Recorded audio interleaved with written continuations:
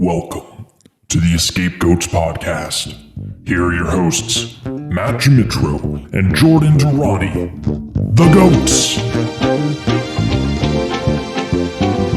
That's definitely where everybody turns us off. It's like these fucking jokers. You may want to try something. The following stands for security purposes and is not to be taken to be professional advice. The views presented are loosely held positions of the host and in no way represent the organization which they are affiliated with.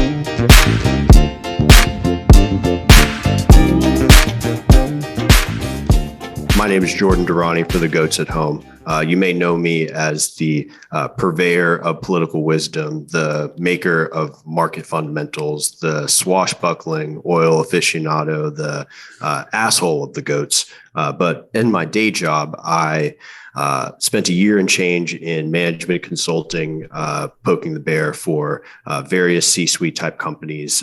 Now spend my time working on underwriting potential investment deals for real estate private equity fund. My name is Matt Mitro. I'm a future Twitter board member, an armchair AI expert, the resident techno-optimist of the Goats, fellow culture warrior. I've spent the past almost 4 years now flipping levered capital stacks on the West Coast as a leveraged credit investor. And before that, I worked on a rates and currencies derivatives trading desk as an analyst for a little over a year. The Goats.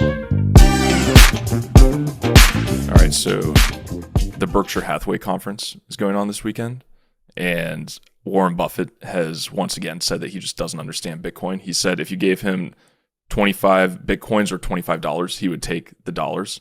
It sounds like a pretty bad trade to me. Any thoughts?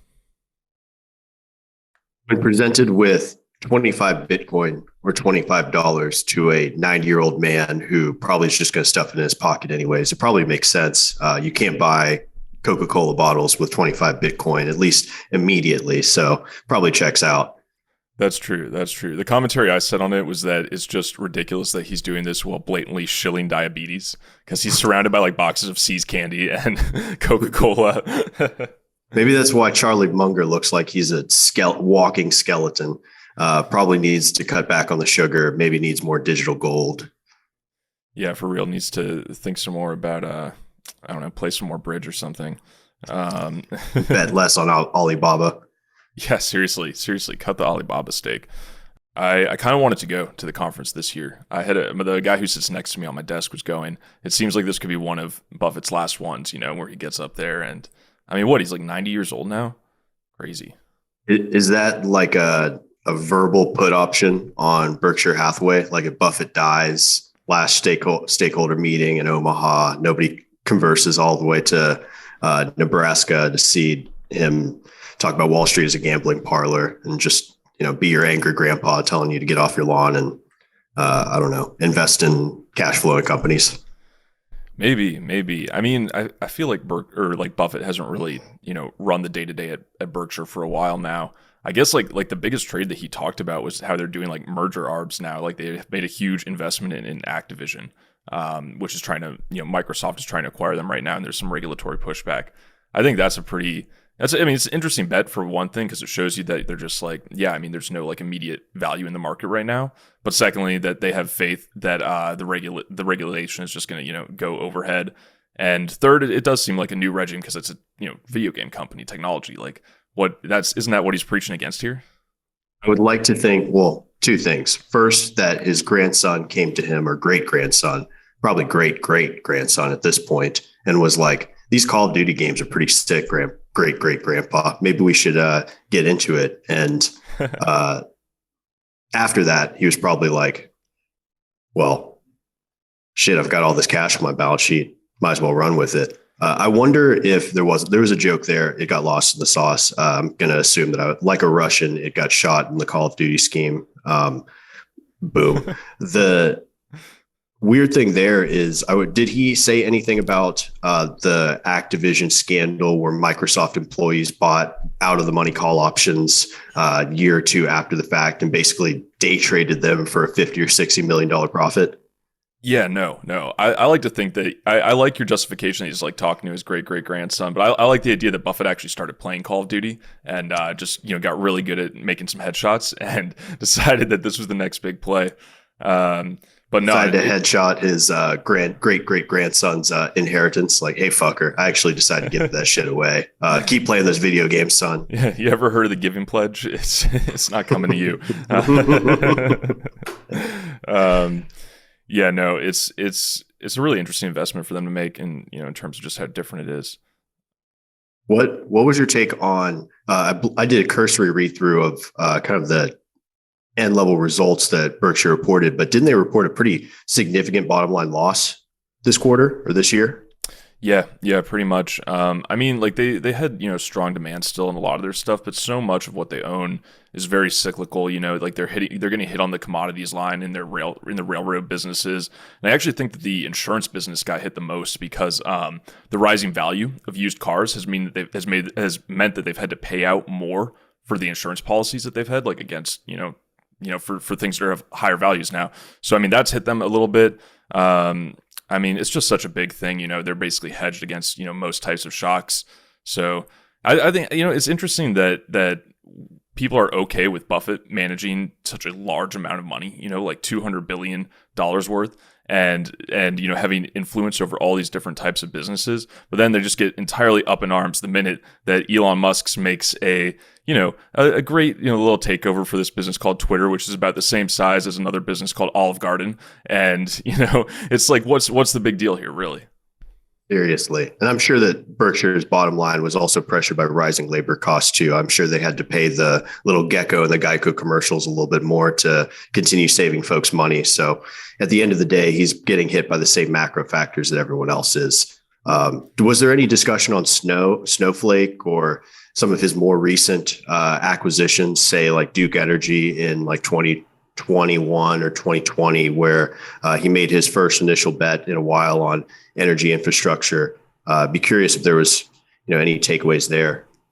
Yeah, I don't know. I haven't looked at it close enough yet to really know. I didn't see anything about Snowflake. I know that they doubled down on Occidental Petroleum last quarter, so taking that stake away from Icon essentially. But yeah, I don't know. I haven't gone through the Berkshire 10K because that just doesn't sound fun to me, unlike it would for Warren. Reading all day, his funny little quips in the shareholder letter, continuing to shit on Bitcoin like a octogenarian grandpa would. It really is just showing that he's kind of at the end of his influence span, I guess, in the U.S. economy. Yeah, I think that other people are becoming way more important now. Hey, grandson, that Call of Duty shit was pretty interesting, but what the fuck is a MetaMask account? Yeah. Who knows? Maybe Buffett is just like deep into Ethereum, and that's why he's shitting on Bitcoin all the time. Like he's an ETH maxi. He's Buffett owns all of the cum rocket. Shout out cum rocket. He's making that asset swap play, right now. I was reading the other day about these two young kiddos, the Scapegoats podcast. They taught me about an interesting swaps trade. Yep, Buffett, one of our biggest listeners, our biggest supporters. That's why we don't have ads. He still can't figure out how to find us on Spotify or Apple Podcasts, but in due time, the grandson also shows him the Scapegoats podcast. Yeah, right now it's just playing over like the loudspeakers in his little shitty office in Omaha. Let's see. Yeah, man, it was an interesting week outside of the Berkshire meeting. I think the most interesting thing to me was this Biden disinformation governance board that he started, which was immediately parroted on Twitter as a literal, Orwellian ministry of truth. They put this woman, Nina Jankowicz, I already forgot her name. But her first name's Nina. And she's just like, your classic, Washington thoroughbred insider who has, fluent in Russian, but her real passion happens to be musical theater. And you can see her TikToks playing. Maybe we should even cut in the sound and play that on here because it's just absolutely ridiculous. It's like straight out of the Hunger Games. This woman just singing about disinformation. Truly insane. We touched on it last week, but to kind of double click there, where disinformation is used as a weaponized medium for lambasting the other side, and in conjunction with how we've seen, 2020 2020 election, 2016 election, mired in claims of disinformation on both sides. Do you see this as a legitimate step forward in quote unquote progress and getting towards some universal or consensus driven account of truth? Or is this just another continuation of the weaponized system of politics and oppo research rearing its ugly head? I think when it comes to politics, there's no such thing as a universal truth. And I think that's true for a lot of the social sciences. And because so much of it is deals with perspective. And I mean, especially when you look at, what the Democrats have done over the past few years, they've been just as guilty of disinformation as the Republican Party. And the idea, it seems to me interesting that they've decided to start this whole campaign against disinformation right now because it's like the only type of battle they can win. It coincides with Elon acquiring Twitter, and it seems like they're kind of tying it to this idea that, perhaps disinformation would be worse under, having new management at Twitter, which just is blatantly like, paradoxical. It doesn't make any sense because when you have Elon come in at Twitter, he's pledged essentially to take care of these bot armies, these spam armies that have that are the perpetrators that actually cause disinformation campaigns to pop up. But then the side point of that is you look at the types of things that have been suppressed under the narratives and the information guidelines that the Democrats have suggested, and it's it's the same type. They've caused disinformation in another way. When they called the Hunter Biden laptop story disinformation, and then years later it's confirmed by the New York Times and the Washington Post, they're reifying their position as the same type of perpetrators.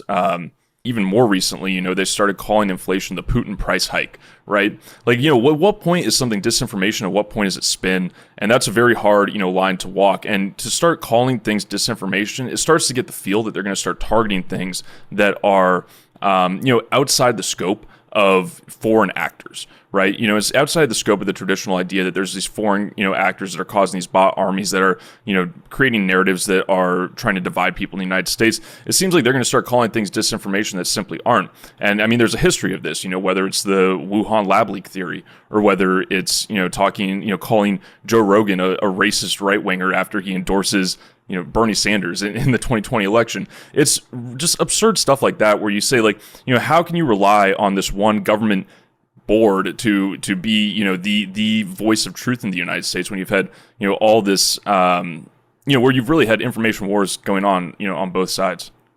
With the both sides point in question, is there a way to weigh between these competing claims of falsehood? Because, inevitably in the political spectrum, there's going to be claims of just lying on one side, disinformation, spin, putting myself in the Bill O'Reilly no spin zone. It seems to me that at least in the context of the past 2 or 3 years, the biggest claim for disinformation has been made by those on the right with the election fraud narrative that has been rehashed over and over again, and how January 6th was a rebuttal against an election that was stolen by either mail-in ballots or some confluence of the COVID conspiracy undercurrents and, just a population that's turned on the current president. When evaluating those two kind of harms as a voter who ostensibly exists in the middle, what factors do you look at understanding that disinformation is something that's going to be inevitable? And to your point, there is no universal truth to be, latched onto. Yeah, I'm not so sure that I'm in the middle these days, but I will say that the whole January 6th, trumpeting that's been going on around it, it really does mirror exactly what happened 4 years earlier, where the Democrats called the election fraud as well, when they said that there was Russian collusion, that Trump had, openly done these things with the Russians that had a cause for the election to swing his way in 2016. Which none of that is borne out, in the various hearings and court cases they've done. Like, yeah, I mean, Trump, he did say, yeah, Russia should hack Hillary's emails, but it was a public thing, right? It was almost like a joke, It wasn't so much a collusion between them that caused the election to not be, to not have any integrity. So I think that, the integrity of elections first started being questioned there. And yeah, I do think that it was wrong that the Republicans and that Trump, did not concede the election in 2020, and that they caused for things like like this, like the insurrection on January 6th to happen. But on the other hand, you got to say, like, there's all these currents that led to that beforehand. I mean, there's other types of disinformation where it's not even so much disinformation, is it's forming an ideology for people and then using that ideology to, push them to do things. QAnon was the same type of thing, right? There's this whole ideology that there are these pedophiles in the government and therefore XYZ, and maybe the ultimate endpoint of that was something like January 6th. But why is that ideology all that different from, something where, you're executing mob justice against people, trying to cancel them, and not believing in due process, but just trying to take people down via the internet, trying to push various types of narratives that are their own ideology in themselves. I mean, the problem here is that within social sciences, within politics, there's never one universal truth. So having, applying power to truth and saying that, we're going to have an official singular narrative, I don't think that's the way out. I think you do have to deal with, the spam armies, the robots that are on Twitter and other social media platforms. But, I think that playing the he said, she said game back and forth is, and just accusing each other of disinformation over and over again is part of the process that's eroding, the integrity of elections, the integrity of institutions in the U.S. So with that in mind, what is the kind of course of action going forward, understanding that media bubbles exist, confirmation bias is always going to drive folks to their preferred platforms for news sources, hopefully the Scapegoats podcast, but the Fox News wing, the MSNBC world, the Twitter accounts that cohere with their own biases. How does one in 2022 or even 2032 check back this idea that disinformation is something that is used to detract away from data points that don't necessarily, align with your own viewpoints or how you see the world? I think there is definitely something to be said that the algorithms need to be changed in a certain way that they're not amplifying, people into these tunnels of confirmation bias. But on the other hand, I do think that the problem has just been overstated to a certain degree. I think that sure, you can say that there's been disinformation or false information or even fake news, what it used to be called. But on the other hand, what we really need is we need to stop thinking of these problems in terms of an in-group and an out-group. We need to stop, relying on identity politics as a way that, as something that divides people. It's what it ultimately ends up being is manipulating people's emotions around popular sentiments. And, the way that you stop that from happening is you create something like a more transparent algorithm, something like Elon Musk has talked about doing to Twitter. You create a system where people can understand, what information they're getting and why they're getting it, as opposed to just saying like, okay, everybody's a rube and we're going to serve them up with whatever, whatever gets their dopamine spiking and then, ultimately just leads to some sort of polarization. One thing that Elon tweeted this past week that was interesting. I mean, he tweeted a whole host of things that were interesting, notwithstanding him and AOC as long odds for potentially being Hollywood's next favorite couple, was a graphic in which it showed how someone who was quote unquote in the center or stayed unified in their viewpoints in 2012 or 2008 as a centrist, quote unquote, in 2022, because of the gravitational pull from, as the graphic noted, the left of the political spectrum versus the right, that then they are quote unquote leaning more to the right wing when the Democratic Party has polarized and shifted further to the left. Curious to get your take more generally on that, but how you see kind of that migration towards the more extreme viewpoints of both sides and how that landscape has overall shifted with the median voter and where they lie within that broader spectrum. I think that's certainly the case. I thought that meme was pretty true. Another thing he tweeted is that he was very supportive of Obama for president, in both of the elections that he ran. But now that the Democratic Party has just been hijacked by extremists, and I think that is definitely true to a certain extent. There's a lot of people out there in the Democratic Party who are saying that we should have all these different social programs, which are really just kind of short-term plays to solve problems. Whereas what we really need is long-term thinking that solves those type of problems. And the other thing is that they've completely changed their views around this idea of inclusion and equity, which has become, somewhat problematic in that.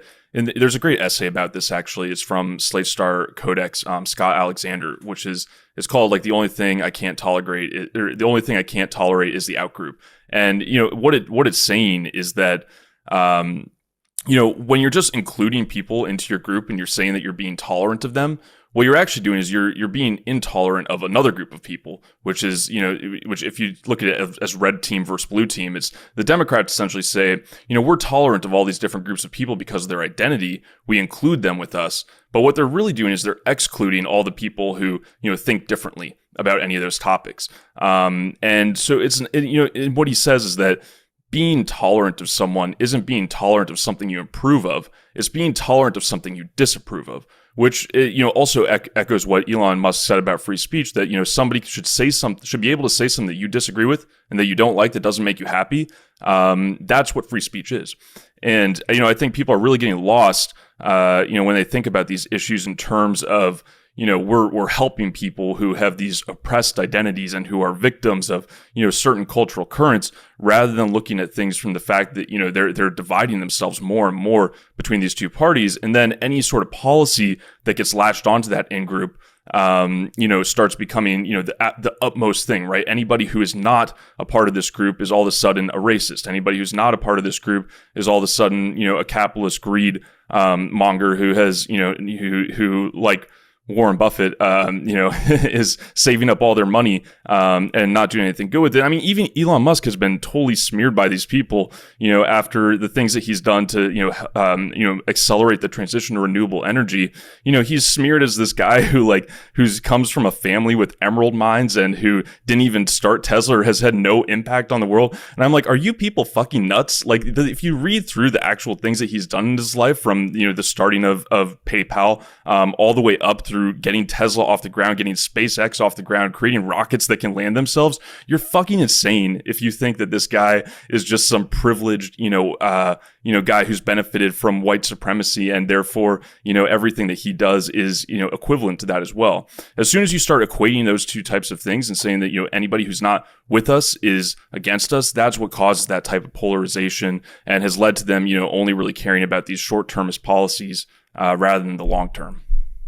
They would love to step on the successes of history's most successful African American. But more broadly, I think, to their credit, I think a lot of the, quote unquote polarization that has happened on the left of the left side of the political spectrum comes from a at least noble vantage point or a starting point that they, attempt to increase inclusion in society and attempt to, reduce the strife that comes from the innate, race conflict, class conflict, gender type conflict, and the like. It's when the codification of those principles becomes one in which, to your point, the in-group becomes the out-group, or that exclusionary mechanism is kind of subverted or flipped on its head. The pendulum swings the opposite direction, where, you codify things into law, such as the affirmative action guidelines, where, there's clearly race-based discrimination, college admissions. There's, attempts to make equal pay done as part of a legislative agenda or enacted by some sort of government control. It's that swing opposite in the pendulum that creates the same type of strife and race, class, gender-based conflict that they attempt to rectify as part of their broader worldview. And I think that's to be lauded in some degree for those efforts. It's just the almost post-truth mechanism by which they do so that creates, the animosity, the strife. And going back to the meme specifically, I think that there are clear and actionable ways that have been, or clear ways that has come to light, in that, in 2008, Obama was hesitant to even say that gay marriage was something that he supported. He said that marriage was between a man and a woman in 2008. In 2012, he said he was in favor of civil unions, not necessarily gay marriage. And then Obergefell passes the Supreme Court. And so now it's become the point that, it's part of the consensus now that you have to be in favor of that.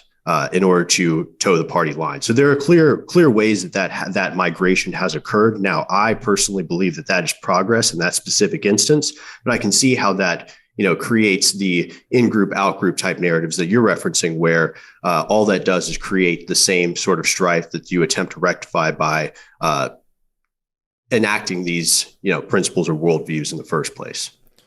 Surely. And yeah, I mean, I'm not saying, that, inclusion is bad in and of itself. It's the difference between, saying that you're included because, we need more voters in the Democratic Party, right? Or because something is past into the Overton window, like you just talked about Obama shifting his views on gay marriage. And it's like, these people, they change their preferences based on, what is, popular in terms of, these ideas of identity. And to me, progress can be differentiated, from actually, solving problems that people are dealing with, right? Like the fact that gay people couldn't get married was a problem. That's not a good thing. Whereas, when you're talking about, I don't know, changing the Spanish language from, Latina to Latinx, like, that's the kind of thing where people get lost and they're like, wait, what did you just do? Why did you just, tack on this new policy into our group? And a lot of it is just downstream of, cultural theorists who believe certain things and who want to, push their own, memeable ideas out to the masses. And so, yeah, I mean, to your point, it does end up driving polarization of the other side as well, where you start seeing, certain nativist elements on the Republican side, where you start seeing them, pushing harder and harder against immigration, for example.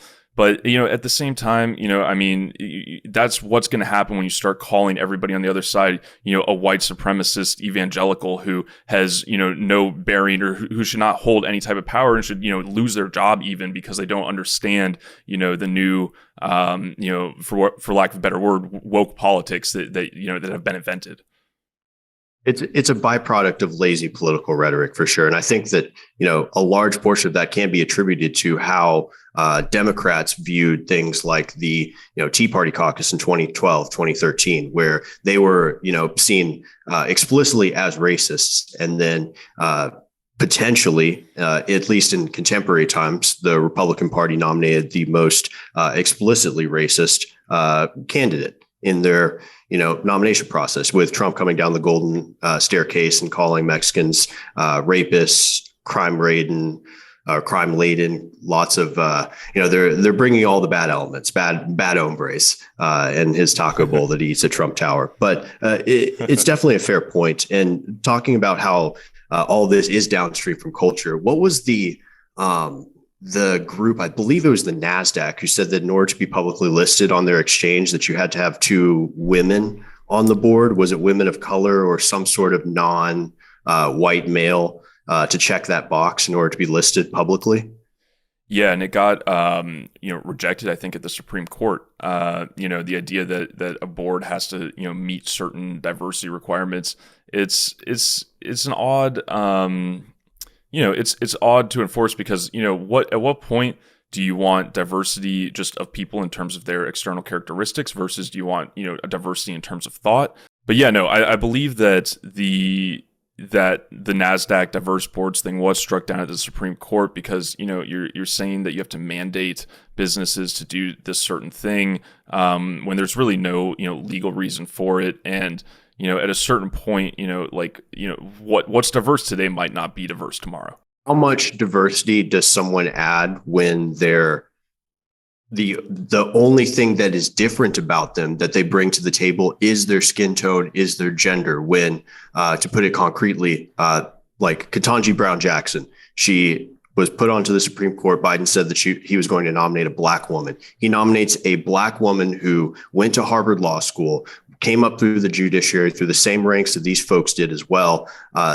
She is a product of the same or similar environments that each one before did. Gorsuch, Amy Coney Barrett. Arguably, Amy Coney Barrett was the one who's the most non-consensus or non-conforming in her background because she was the only one who didn't go to a T14 law school. Like, how much of diversity is placed on the superficial characteristics when the same environment that or pedigree that these folks come from, like the folks who are put on corporate boards typically come through the same type of Harvard, Yale, Stanford type echelons that keep them with their own kind of monolithic type viewpoints in working towards that same consensus that has only been shifted in its racial makeup more than anything else. Yeah, I definitely agree with that. It seems that what's happened over the past, 50, 70 years is that we've had this managerial class of people come up, your kids who, go to some Ivy League school and then work for a management consulting firm for a few years. Basically, Pete Buttigieg.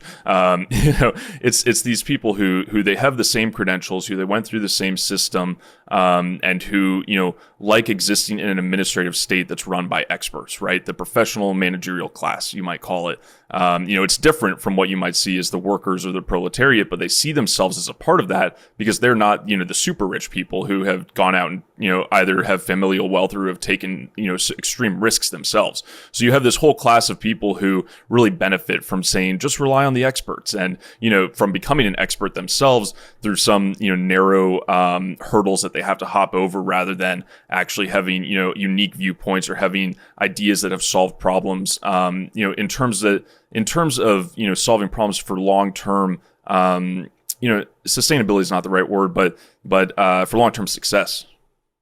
Yeah, and this dovetails beautifully with the different disinformation point, because when you create that managerial class of people who are in the know versus people who are out of the know, it only breeds that type of discontent in the latter in rejecting the viewpoints of the former, because it's seen as based in a type of worldview or heuristic that is not subscribed to by the outgroup. And so that only allows their worldview or their narratives to be rejected in the face of data or conflicting beliefs, because then you can dismiss it out of hand as being based on some sort of biases or driven by the different conclusions that they arose to by their, similar linear experiences at Harvard, McKinsey, et al. And so it makes that disinformation point that much more salient. Shout out to people who think I use the word salient too much, as, justification for rejecting those as fake news, as disinformation. So it rhymes very neatly with that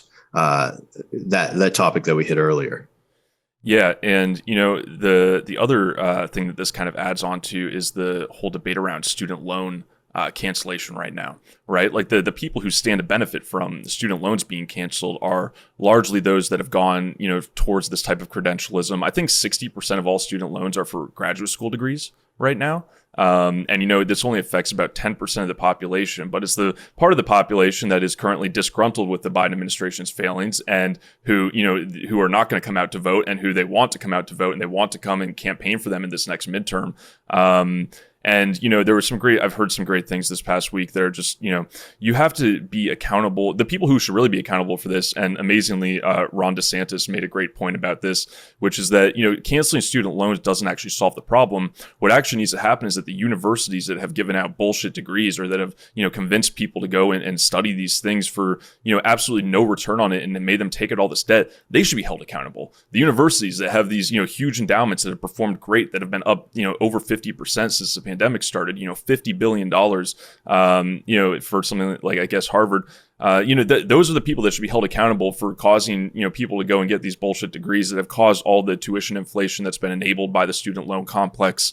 And being able to solve the problem at its root is really what needs to happen. Yeah, putting aside the fact that it's just massively inflationary as it is, which, as I say that out loud, I'm not sure that's innately true in practice, given the fact that payments have been paused now for like 24 months since the pandemic started. So how much of that is really, going to be a catalyst in further inflationary pressures going forward? But I agree totally about the point that universities need to be held to account, because they're the ones that are driving the massive run up in education costs outside of inflation over the past, call it, 1970 to 2019. I think I cited earlier that higher education is the one thing that has not kept pace with inflation as everything else has since 2019. But all that does is, continuing to engender the same type of ivory tower academia type viewpoints where navel gazing, armchair politicking is kind of the modus operandi for allowing these entrenched viewpoints to further dig deeper into more extremism. And so if you have folks who believe in that type of, expert type viewpoints, then you're only going to further those folks into more polarizing viewpoints more generally. Certainly, and enable them, in their positions of power to make other people jump onto that bandwagon. It's definitely a problem. I'm really surprised at the way that this has just developed into, this total class of people who all agree on the same things and who want to talk about the same things. Which I guess, I'm even a part of it. I guess we're a part of it as well, being, white collar workers in our day jobs. Went to good enough schools. Good enough. Yeah. Passable. Even though the University of Texas sits on the second largest endowment, shout out oil, shout out thinking that West Texas land wasn't useful in like the 1800s. Man, speaking of oil, I don't know if you saw this past week, Gazprom, the Russian gas company, cut off supplies to Poland and Bulgaria, and then Germany came out and they said that they were willing to drop opposition to an embargo on Russian oil and gas, which they had been the previous brick in that wall that was still holding it up, because they kind of stand, they're the most reliant on Russian energy resources, and there are actually some people within the German government who have been rather apologetic to Russia's claim in Ukraine. So they've finally sort of started to flip the switch on that, realizing that there's no way out of it for them. I think European energy prices went kind of gangbusters this past week. To me, it seems like it's just going to keep escalating this conflict even more, and it's starting to get scary. I mean, the words that I saw people say about it was that there's just simply no replacement, no easy way to replace Russian natural gas, in Europe right now. You wouldn't be able to ship enough of it. You wouldn't be able to move enough of it over there, in some other way. But that was going to be my question: is what is the substitute energy good that's being used to check back the obvious decrease that you would see in, rejecting Russian energy? Like, are they using more coal? Is there intent to build import facilities on the shores to bring in energy elsewhere? Like, what is the plan B? I mean, they should definitely have, way more nuclear power, which apparently Russia had, and this ties in great with disinformation. Russia had ran a disinformation campaign in France and Germany where they, said that nuclear power just wasn't environmentally friendly, which isn't really true with the current methods that we have for disposing of nuclear waste and running nuclear plants. But the Russians had spread this disinformation in there, and it caused France and Germany to close a bunch of their nuclear plants. And that's part of the reason why they're so reliant on Russian energy. And yeah, I mean, there's no good way to get, as much, of the commodities there other than the pipelines that go to Russia, right? The United States can't export enough of it. Other countries can't export enough of it right now. And even if they wanted to build more nuclear capacity right now, it would take a long time to get those up and running. So they're in a situation where you can just see energy prices going up and up and up. And I mean, what they really need is they need to, end the war, as soon as possible. Otherwise, it's just going to turn into a huge, pressure cooker there. And I think that populism is definitely going to take an even deeper root than it has previously. I mean, those economies could crash in a really bad way. I'd like to think that the Russian disinformation campaign against nuclear power was centered around two pieces. Number one being just showing the HBO Chernobyl miniseries over and over again in France and Germany. And secondly, just showing how showing the Simpsons elongated intro where Homer has the piece of uranium stuck to his back as he's walking out of the facility. Watch out, motherfuckers. This is what happens when you have a lot of nuclear energy. You have yellow people running around everywhere. Yeah. It's certainly weird. There was an interesting article that came out this past week too about U.S. supply side pressures continuing too, where Allianz, big property casualty insurer for the energy sector, is no longer underwriting new E&P well sites. And so if you have these untapped wells, the dormant wells that are potentially oil flowing where, the break-even price has gone down precipitously vis-a-vis, the constant energy increase that we've seen post-Ukraine, post-inflation, that where it seems like this tide is continuing to turn. I mean, there's an adage in the oil patch that I'm going to butcher completely, but you go out to Midland, Texas with 10 fingers and no money, and you come back with a lot of money and 9 fingers. And if you don't have energy underwriters to ensure those types of losses, then how do you continue to drill? That's fascinating. Do you know, was that related to ESG at all? I really don't know. I would imagine that had a certain component of it, particularly with Allianz being European based. But it really struck me as odd, given that now seems like the time more than ever to underwrite those types of policies, because surely there are swashbuckling wildcatters that are looking to, drill the marginal well. And so surely they need that type of insurance to continue to operate in those types of patches. And so going forward, I don't know how a big insurer like Allianz makes those types of plays without either some macro level viewpoint on the energy sector potentially being too hot to handle, or being constrained by ESG protocol. Yeah, I mean, the only point I could see for, energy prices, which can trade anywhere depending on what happens geopolitically, but the only thing I can imagine happening is, China's demand destruction from all their COVID lockdowns hitting it hard enough to crash the prices. But aside from that, I would imagine that the reason why they're doing it is much more tied to, climate change politics, because, particularly coming out of Europe. But it is, the other thing I saw this past week that had to deal with these types of issues was that the Biden administration they declared that they were going to allow leases to proceed on like federal drilling rights.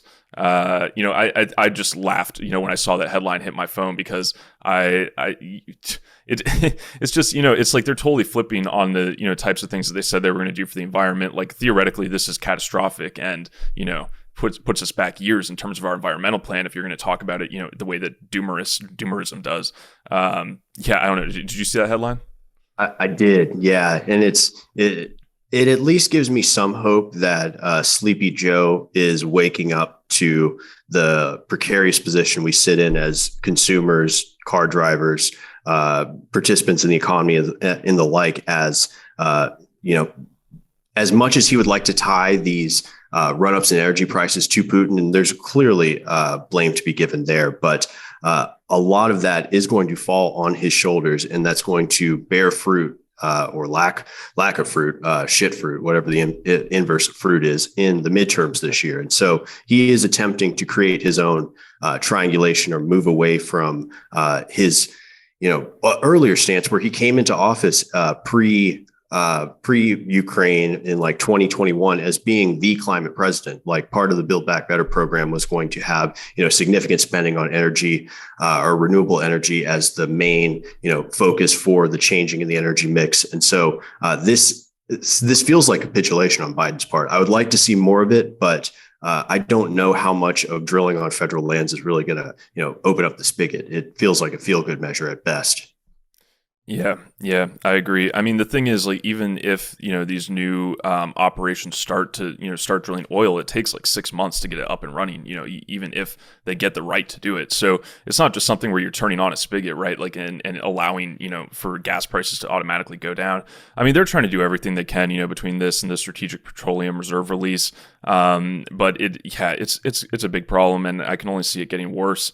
Though on the flip side, so like they said, we're going to do all this climate investment that's going to grow the economy, and now they can't do that. And we saw this past week that the economy is indeed not growing, or at least it wasn't over the past quarter. It fell. GDP contracted 1.4%. Driven by the trade deficit and inflation. To me, firstly, the Scapegoats did a fantastic job at forecasting this last week as we talked about the economic problems we're facing. But it just shows that it's actually happening, right? And people need to start thinking differently. We are likely in a recession already, regardless of what the Q2 print looks like. The fact that a 1.4% contraction in the economy is seen as the first decrease in the business cycle vis-a-vis, some of the larger increase that we saw late 2020, early 2021. I'd be curious. I wonder if you know this, but as recessions start, do they typically start with a large contraction in GDP, or is it one where the economy stagnates, gets to that 0% level, and then the trough is found 3 or 4 quarters later? I mean, it depends. I do think it's likely that we could be, in a recession right now, and that the rate hikes that are going to keep going on are going to keep pushing us to let our economy slow down or contract. But, it really depends on the type of recession, right? Like normally there's probably, some big shock that hits the system and then that reverberates through for a few quarters. So we've basically just seen a slowdown, which I guess you could say the shock, was coming out of Ukraine, but also in China, where they've shut down for COVID. But on the other hand, what usually happens is you get that shock to the economy, and you'd see like, a deep dip in the growth rate or in the GDP, change. And what would then happen is it would ripple through the economy as, certain contracts need to be upended as people get fired and the labor market flips over. And then there's deleveraging events when people have too much debt or companies have too much debt and they need to either go back to the market or, fire a bunch of people. And so it's something that usually starts with a bang and then rolls on from there, I would say. But I mean, it can also happen in just the case that the economy performs poorly for 2 quarters like we've seen. With the magnitude of the drop, or call it the 1.4% decrease that we saw this last quarter in Q1, how much of that gives you worry on a go-forward basis, put into context with what was it, the 7% increase in Q4 2020, early 2021? Like, are we back to trend pre-pandemic, or are we at risk of falling below that going forward? I mean, we're definitely at risk. There was another great thing that came out this week. It was this tweet from Michael Burry of Big Short fame, who said that that what's happened is we've stimulated the economy so much with all of this, with all the spending, with the stimulus checks, with allowing for certain types of debt facilities to be taken out, and now we're in a position where we've juiced the consumer so much, where we've juiced everything up so much that now what's going to keep that going, right? Like how do you keep that growth? Like there's no way we'd have 7% growth, obviously, but how do we get back to 2% when we no longer have those stimulatory forces, and in fact we have headwinds coming out of monetary policy. So I think that's one side of it. But then the other thing is that, you look at the consumer right now, and it does appear like things are, strong and going well. Or in fact, the card companies reported just this past week, and they all said, oh, things are going great. I think revenues were up like 25% at Visa. They're like, yeah, the consumer's doing great. They have enough savings. They've saved it all up from all this stimulus and these, checks. And, they've made all these earnings in the stock market, and which obviously has flipped, during this quarter even. And so like you see things like that, and it's much more of a lagging indicator than, anything that's telling us about the future. When we can see that, people are having to spend way more money, all of a sudden you're going to have a huge shift in the consumer behavior. Consumer confidence has come down quite a bit. I think we'll start to see people start pushing back against a lot of these price increases.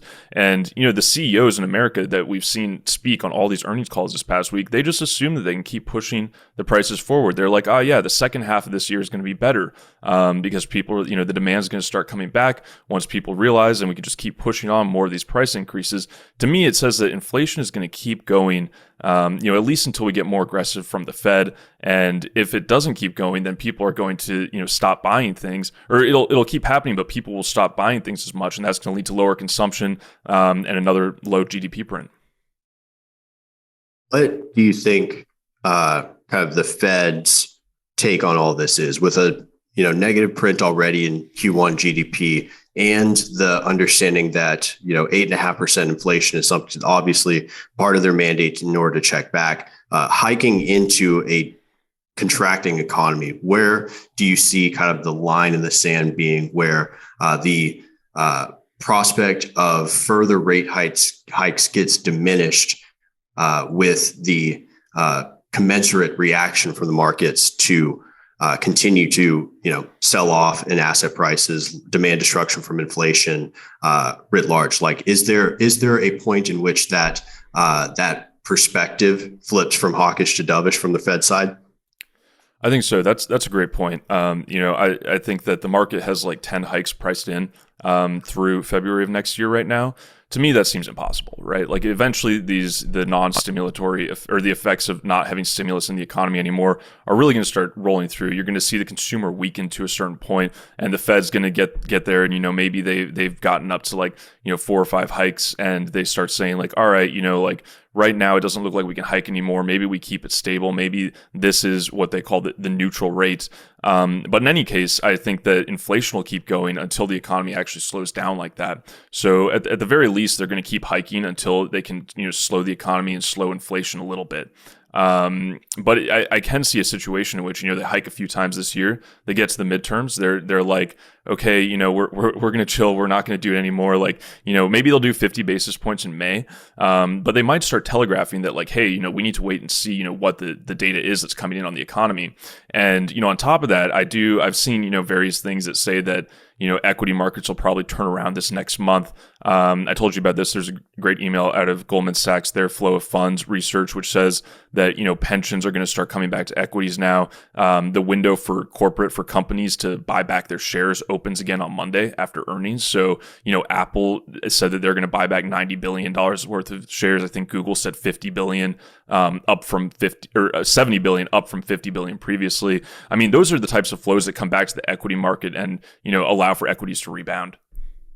But what is driving that from the pension or institutional buyer side? Is that the value of the bonds that they're holding has decreased so much that there's less rationale for holding a certain percentage of your portfolio or a decreasing percentage of that in fixed income? Like, what can you talk about what the drivers of that flow change into equities are from the institutional side? Yeah, I'm not totally sure on it, but I think that it is, pretty much just an exercise in looking at what returns they can get. They say, yeah, like yields have rallied so much, we've lost a good amount on credit. On the one hand, they'll look at it and be like, yeah, okay, like the dividend yield that we're going to make on the S&P 500 is less, the spread between that and what you can make on a 10-year treasury is less now. But there's also the case that you could see, I mean, the thing is, I think they're going to buy both stocks and bonds, right? Because we had bonds sell off so much over this past quarter. I mean, theoretically, they've raised some cash, some liquidity that they've had, waiting around. And so these big institutional managers are now have, this powder to work with, and they have good pricing that they can try to get, some targeted return in the market. And I think that's about to shift back towards towards the equity markets. But yeah, I'm not sure. I haven't looked too much into the pension flows. An interesting fund manager survey that was like, where in terms of total return do you think bonds become more interesting versus equities?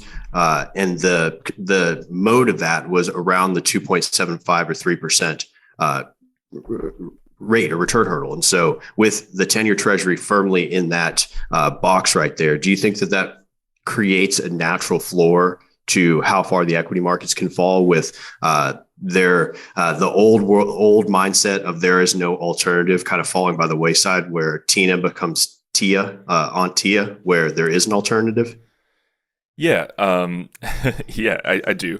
I mean, I think that there's so many considerations that go into stuff like that.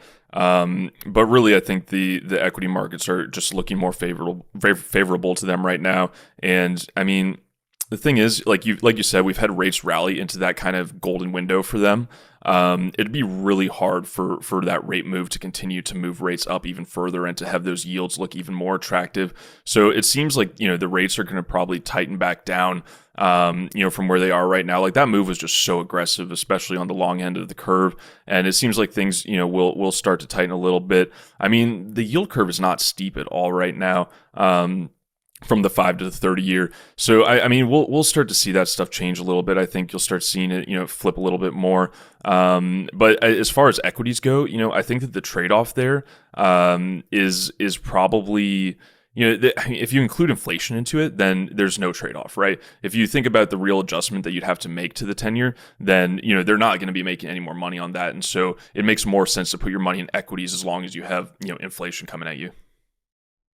I mean, just in talking in terms of tactics, like the moves that we saw this past week in both the S&P and the NASDAQ were pretty precipitous. The NASDAQ was down 4.5% on Friday. Dow sold off 900 points. the small caps have kind of broken out of their range to the downside, where they've kind of traded in since early 2021. The equity markets are really starting to price in a lot of fear, uncertainty, and doubt right now. And if you have cash to deploy right now, are you an eager buyer at these levels, or is there more pain to come? I mean, not investment advice. Yeah. No, I mean, look, these levels there's some pretty attractive valuations out there. I mean, the earnings that we saw this past week, they were decidedly mixed, we were pretty accurate on what we thought would happen with the tech companies. But overall, I would say it was underwhelming from a guidance perspective, in that a lot of these companies are starting to guide down. Amazon is probably the best example of just, something that shows you where the cycle is going. Because they were their guidance was for $125 billion in revenue in this next quarter, and they guided that down to 116 to 121 billion.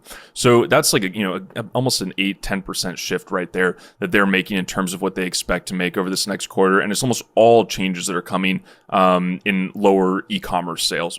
So when you take something like that into consideration, what you can see is that the demand from consumers is probably starting to drop off a little bit. And what the market did do this past week is they repriced in those growth rates, like we had talked about. They started to say, okay, maybe growth is going to be a little bit lower or a little bit slower. But what you got to keep in mind is that the market starts to look through things very quickly. And so, even though we've had more concerns about growth over this past week, now the market looks at it and they're like, all right, well, valuations are pretty low. Google's at 17 times right now, their P to E ratio. And so you look at stuff like that and it's like, well, things are pretty cheap and we'll probably get back to growth, within the next 2 years. Like, there's not some big systemic impact that's hit the system. There's not some major bank that's failing and I mean, maybe Credit Suisse will soon, but, I'm joking. But I mean, seriously, there hasn't been a big, type of impact like that. And so when you start to look at it, there could be a more positive window for equities coming in here. Now, there's obviously tail risks. There's obviously, things that could cause things to just go the opposite way. But I think right now it's a little bit more rosy than this past week, what might make people think. With the S&P at 4150, the NASDAQ, the Qs were at, I think somewhere in the order of 315, 316. It definitely feels like fear, uncertainty, and doubt is pervasive throughout the markets right now. I mean, we saw a massive jump in the VIX, quote unquote, fear indicator over this past week, 2 separate days of it being up 15+%.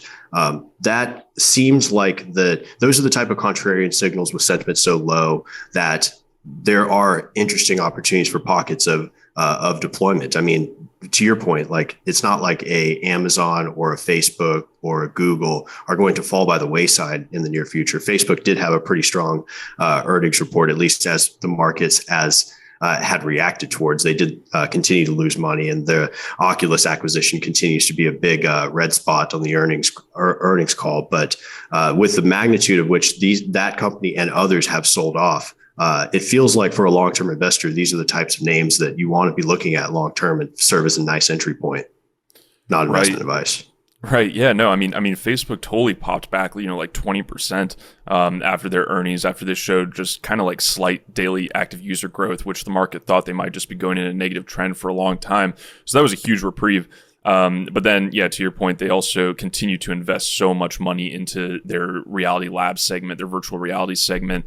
And I mean, it's fascinating. Pretty much all of Facebook's free cash flow, which is $30 billion of free cash flow that they do in a year, is going into investment this year. They're doing $30 billion of CapEx, which, it can mean a couple of different things. But what's really interesting is that, nobody else is putting that much money into virtual reality right now. Nobody else is putting that much money into the so-called metaverse.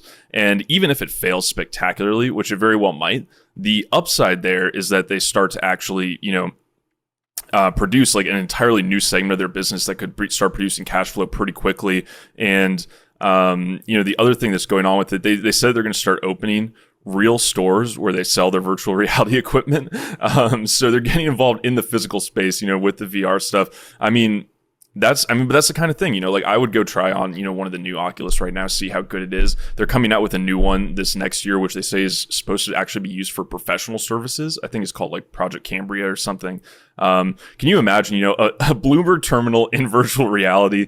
This would be incredible, That would be one hell of a work from home strategy where it's like, yes, we will allow you to work from anywhere, but you need to join the virtual office 5 days a week, like 9 to 5. Your ass is sitting virtually next to your boss. He can, drop by and critique your TPS reports. Like that feels like an interesting potential for metaverse applications, jokingly, of course, but I continue to be skeptical of what the hell the metaverse even is. I feel like that's my most Warren Buffett type take. Like, what are these kids in their PictoChat goggles? Like, what exactly is the application other than a pretty slick gaming system? It is mostly marketing, the word metaverse. I mean, it's not like an actual thing. Like the internet is the metaverse, like in a certain sense, anything you do virtually is the metaverse. But, to your point, like if you're able to create such a high fidelity system where it feels like you're doing like, work to an even higher level than working from home, that's kind of cool. I mean, maybe that is attractive to more people than just robot Mark Zuckerberg. I mean, it's a possibility. And I think that the market is potentially, has the same type of viewpoint on it where it might be undervaluing it a little bit, where they might be saying like, yeah, okay, like cool idea, I guess. I don't really understand it. We don't really know what it's going to look like. But I mean, if it works out, it'd be a huge play. It would really show that Zuckerberg has made a good choice, but to be determined. I mean, I've only put on an Oculus once or twice. I played the little Rock Band knockoff and I was god awful at it. And I think the funniest thing about VR is watching other people. When you exist in actual reality and they exist in virtual reality, they look like they've been zombified in some way and they're like knocking over furniture and bullshit and I don't know, living out all their dreams. It feels like one of the main application points for virtual reality is creating like ecosystems for you to exist in a sexualized environment like VR porn. that feels like a major niche. And if Pornhub isn't exploiting that extremely, throw on some ad revenue. We'll come on as external consultants, test the product. One of the things, I mean, that they're definitely investing in is like haptic feedback suits that make you actually feel things like that, or like all direction treadmills. Like, you could have things that start to make it feel like pretty real decently quickly. But I mean, they're the only people that are doing it, right? Nobody else is putting that money in. I mean, I don't know. It'll definitely be a different world if we get there. I think it'd be cool to like, if you could do like a really like fun workout with it. I don't know. It'd be good for golf maybe. I don't know. It would be pretty sick for golf. I can only imagine like, when they like build the new Madden or the new 2K and they like strap a bunch of ping pong balls to Luka Doncic and have him like do some moves so they can like coordinate with that. If you could have that like with your own game on any sort of like sports apparatus, like that could be so sick. And I would love for like the metaverse to be like, we can officially confirm you are a trash golfer. This is what it feels like to be sacked by Aaron Donald. Ow. Show me, I have to know. Yeah. Imagine if you got CTE in VR. Like, what does that look like? There's probably some VR treatment for it, just like shining lights in your face over and over again until your brain is fixed. I don't know. Let's see what's happening in the real world this week, though. Let's get back to that. Bill Huang went to jail. He was arrested this week. So he ran this hedge fund called Archegos, where he basically found a way to make $20 billion disappear in the series of a couple days by just what they were doing is they were just buying like 4 of their favorite stocks and then doing it with these things called total return swaps that allowed them to go back to the banks and lever any returns that they made to buy those again and again. And they ended up like being like 30 times levered on this. They made an initial investment of like 1.5 billion that's turned into like 30 billion of exposure. And then when Viacom reported a slight miss to their growth guidance, their stock dropped 6%, but it caused this fund to totally unwind and have all of these fallbacks on Wall Street, and like the banks got hit by it. Credit Suisse got hit by it the hardest because they had taken on all this risk. Morgan Stanley had found a way to block trade out of it like the day before it happened, amazingly. And I mean, but it shows two things. One, the types of risks you get in a super easy monetary policy system where risk is mispriced, and two, the fact that the banks that were willing to do this, like they were willing to allow this one fund to just run this much risk, is incredible.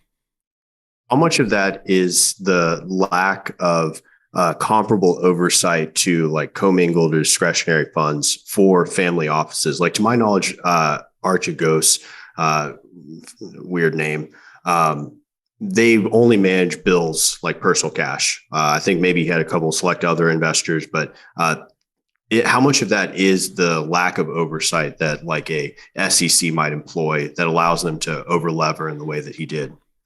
Yeah, the background here is really interesting because you're right. It was just his family office, and he had made his money previously at being a Tiger Cub from Julian Robertson's famed technology hedge fund, Tiger Global. And so he had made a ton of money, doing that type of technology investing for a while at hedge funds, and then starts his family office. And, the other funny thing about him is that he's like the super Christian guy.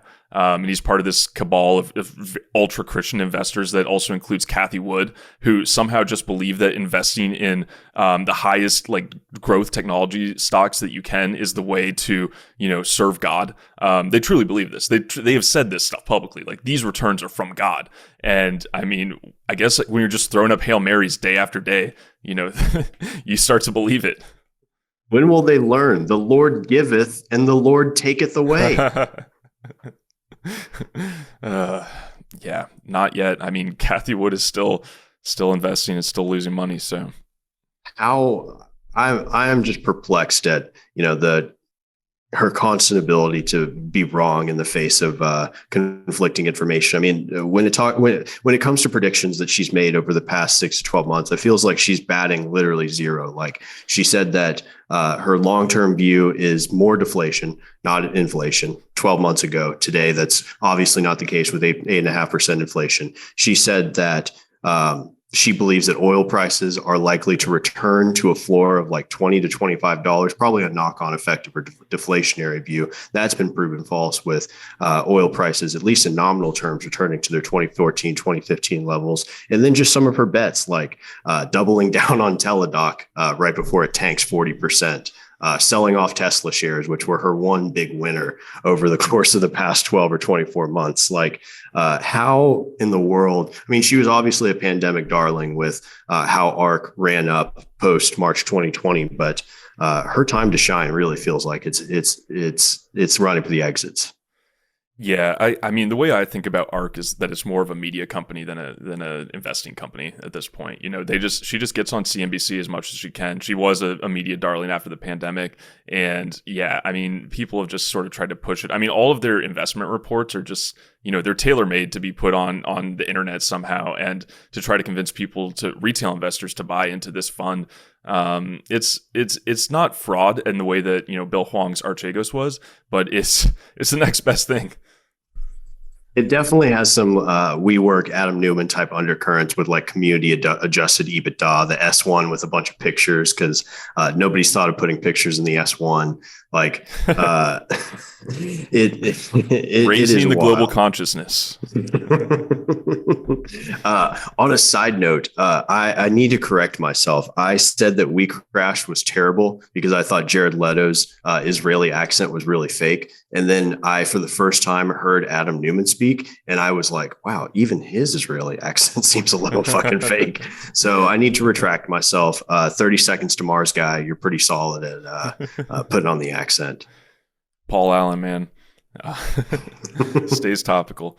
Yeah, no, I mean, We Crash was all right.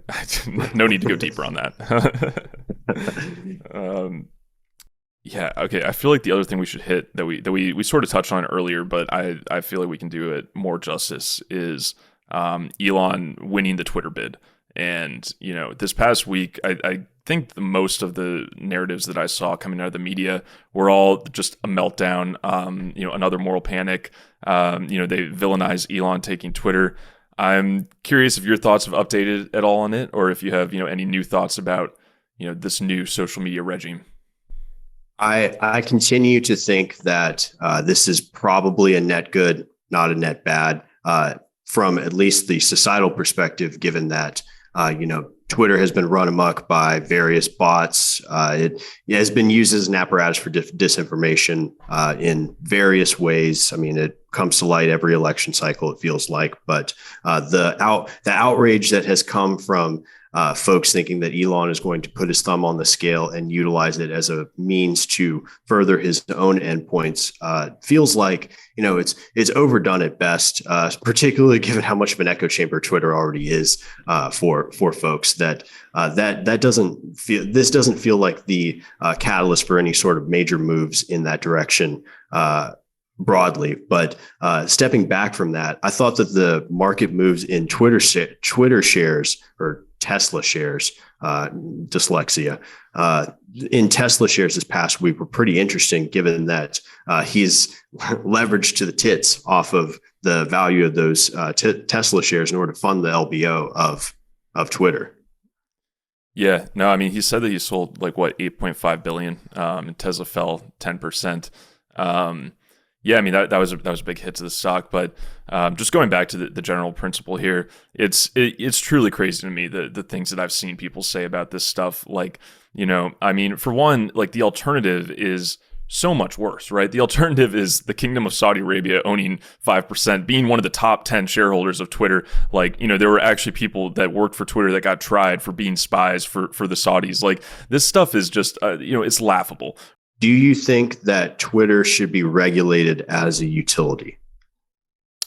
I mean, I think it should be regulated different from how it's regulated now. As a utility, I would say in the sense that it should be, a place for common opportunity for thoughts to get out and for people to speak their minds.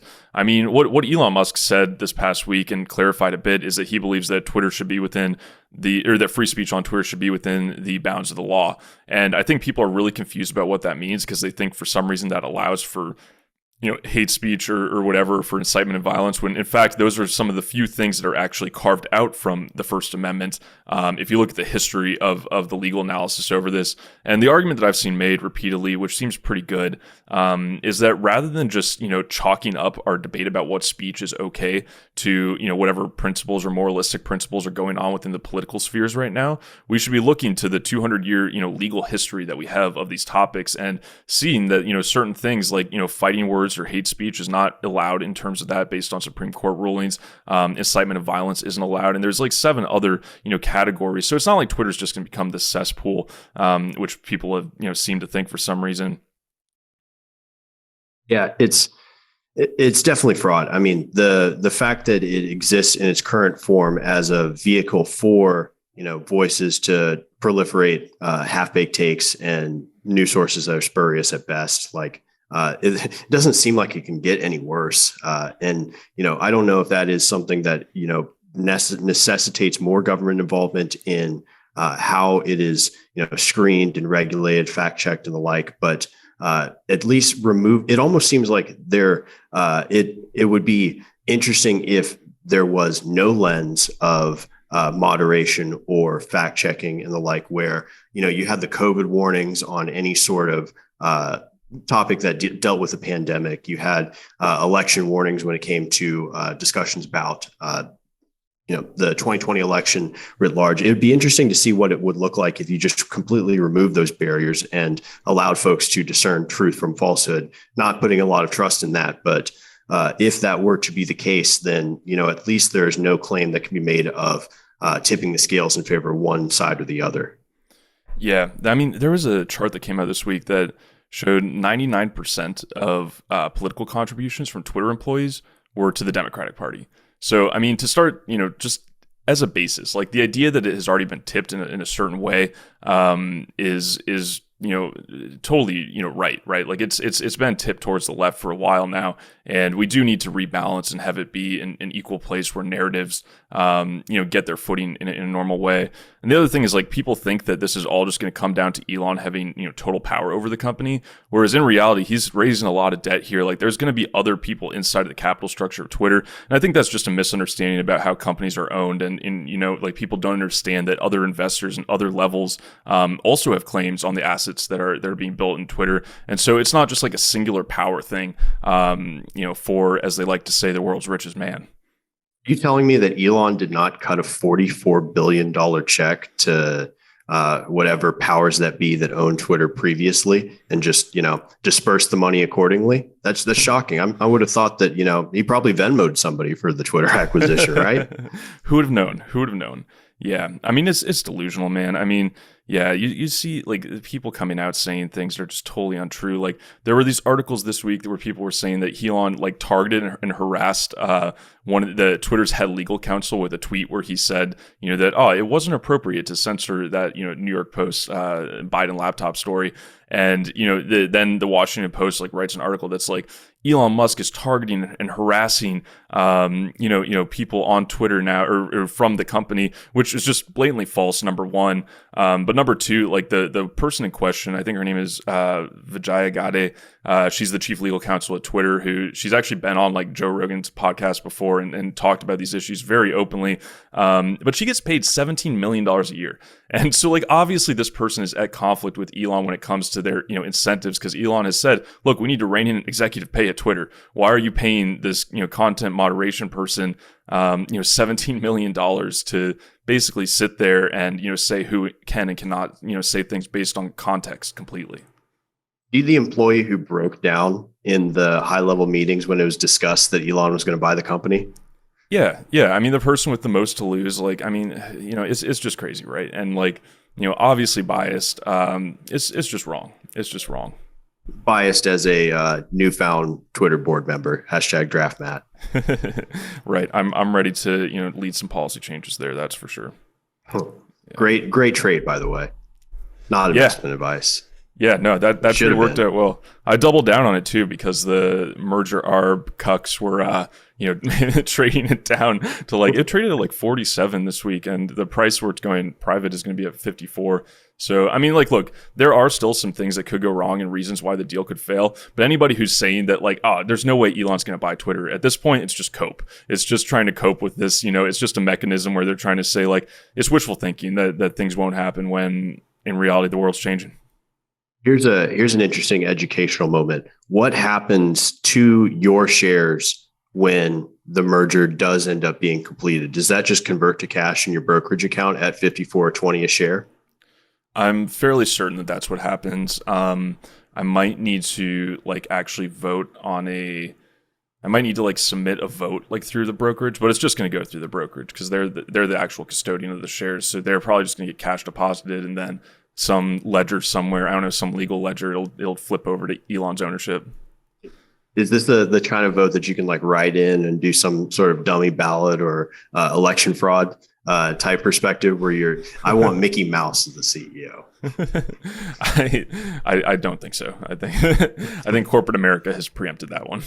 Yeah, fucking Vanguard. Always got their thumb on the scale. Yeah, for real. Let's see. Yeah, man. I don't know. Anything else you got on your mind? I feel like we hit a large portion of it, other than continuing to spike the football and how good we were with the big tech earnings. If you would have not investment advice, which I guess is becoming just a continual running gag, I suppose. Not to say that it's a joke. If we continue to bat 1,000 on our earnings predictions, not investment advice, but trading the goats seems like a winning strategy. For real. Yeah, I mean, I guess we could talk about the other earnings a little bit. Like I said, the card companies looked good. Autos looked, it was kind of mixed, but okay, I guess. Like I think they're producing less vehicles, and they're still dealing with supply chain constraints, but they're still saying that it's going to get better. Even though I'm not sure it is, especially when it comes to semiconductors. And speaking of which, Intel, they guided their second quarter earnings down, but they kept their full year guidance the same. So I mean, it's a really interesting story there. I mean, they're pretty much producing as much as they can, but they're trying to invest so much capital right now that it's kind of confusing investors, and people are unsure of whether they're going to meet their targets. But then if you look at like just like the more like basic Warren Buffett type companies, McDonald's was good, Coca-Cola was good. Which, by the way, Elon should buy it and put the cocaine back inside of it. But generally speaking, mixed earnings across the board. Like GE's earnings were not as good, as they would have hoped either. I think they missed on the earnings line. And so all of that stuff still speaks to the thesis that growth is, coming down a little bit. And perhaps this next quarter will be another quarter that actually shows us like we're in a minor recessionary period. Would you expect that if we continue to go down the path that we are today, that those kind of value type names can start to see the hits that have been felt in the growth stocks in terms of valuations? Like, is there a valuation reset in that side of the equity markets that could continue to play out? I kind of don't really think so. I mean, they have come down like a little bit, from their highs. Like the entire S&P 500 is down like 10% on the year right now. And the other thing is that they just rallied so much less than all the growth stocks rallied over the 2021, 2020 period. So, they're at a more like reasonable valuation for them to be at. I wouldn't see it as like a major dislocation where they'd lose, maybe like half their value, but they could drop, another 10, 15%. That's some very back of the envelope analysis going on. Driven by a lot of, behind the curtains, DCF type of math that we don't want to talk shop too much for the listeners at home. I'm running Excel models on my Oculus VR system right now, and it's you wouldn't believe it's so sophisticated. DCF on one tab, porn on the other, just the way God intended. This is the future of media. But actually, another interesting thing that happened: Robinhood said they're going to cut their workforce 9%. Ford said that they're going to, I think, cut like a few hundred jobs as well. And Amazon said they're going to stop investing in building out capacity amongst their working base and their fulfillment network because they had overcapacity this past quarter, which hit at their operating margins. So all of that stuff is, not so good for the equity markets for the, I guess for the general economy. It feels like we've kind of hit the floor in terms of unemployment with like at high threes in terms of its percentage. If you believe the Phillips curve, then in order for Powell to check back on inflation, he has to bring back the unemployment to a more steady state level. You would hope that tops out at like 5 or 6%, but where we are today is unsustainable. It doesn't bode well in terms of consumer confidence, because another pressure on that is the prospect of losing your job in the next 6 to 12 months. And all that does is continue folks to delay big purchases, mired by, the increase in prices and the cost of borrowing going up. Like that can almost cascade in that other direction very quickly. Yeah, definitely. Yeah, man, maybe we could end actually on Pelosi is currently in Kyiv, visiting Zelensky and, enjoying the beautiful sights of an ancient city. I actually think it's kind of interesting because I'm pretty sure that it's been bombed like multiple times over the past, couple weeks. I'd be really curious, how long this Democrat delegation is staying there and, whether it's even productive or just performative. It definitely feels performative. I take everything that Nancy Pelosi does with a grain of salt after the knee that she took in support of the protests. I can only imagine she's got a Ukrainian flag wrapped around her neck and she's, screaming Wakanda forever at Zelensky, and he's just confused, probably on a Zoom call because, you still have COVID issues with meeting folks face to face. But what a strange turn of events. You would think that her mandate is to represent the folks in the Bay Area, but also more broadly the United States. And so when you have a senior most official go over there and participate in these high level discussions, what does that speak to in terms of the actual administration's ability to further their own ends and efforts? Are they bringing in the cavalry? Is the cavalry Nancy Pelosi? And what the hell do they think she could do to change the tide? Yeah, perhaps it's supposed to be a message to Russia. I mean, I guess what the outcome of their press conference was that she said that we're going to keep supporting Ukraine until the fight is done. That's the direct quote. And I guess, theoretically, that means we're just going to keep shipping them arms. Biden asked for another $30 billion in arms for Ukraine this past week, which is a lot of money and a lot of, weapons, I would think, unless weapons have just, inflation's hit them so much, right? That's only just 2 AK-47s these days.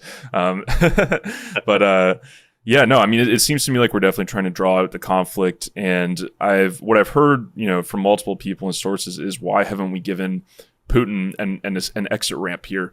And I don't know, whether that's the best thing to do, right? Like the other view is that we need to deplete Russian resources by fighting this proxy war for a long time.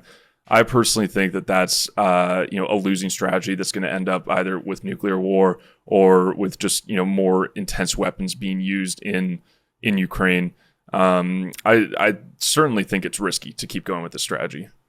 The rhetoric is clearly ramped up, even significantly from an already high level, with like Lavrov coming out and making nuclear threats what feels like on a semi-daily basis. Like there doesn't seem to be an end in sight in terms of actual conventional warfare type tactics. And to your point, like if Joe is reading the tea leaves, it's shocking to me that he doesn't see a concession of like the Donbass or the eastern parts of Ukraine as an easy way to stymie this clearly atrocious situation that's going on, that's having ripple effects across every which part of the global economy, the political tides in the U.S., et cetera. So hopefully Nancy. Yeah. Hopefully she's telling them, giving some good advice. I would imagine her husband probably has calls on Raytheon or Lockheed. So certainly the Pelosi portfolio is winning off of this. That's the only thing we know for sure. She wants as many of those $30 billion AK-47s to be bought. She really wanted to be at the Berkshire Hathaway meeting this past weekend, but she just had to take a little trip to Ukraine to get those, before the calls expire this next week. They had a limit on how many people above the age of 75 that they let in. They capped out at 2 with Buffett and Munger. They were like, sorry, Nancy, you can continue to peel back the face and tie it up at the back like you're 25 years young, but alas, no mas. Alas, no mas. Yeah.